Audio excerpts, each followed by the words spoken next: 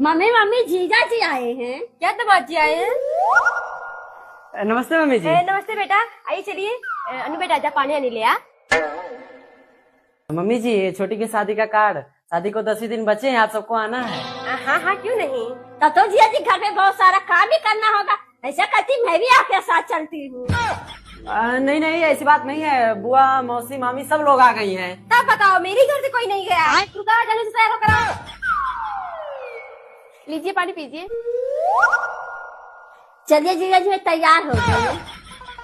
हाँ चलिए।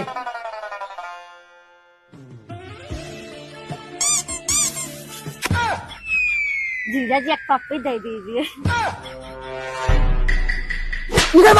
हे प्रभु हे हरि राम कृष्ण जगन्नाथ प्रेमानंद, ये क्या हुआ?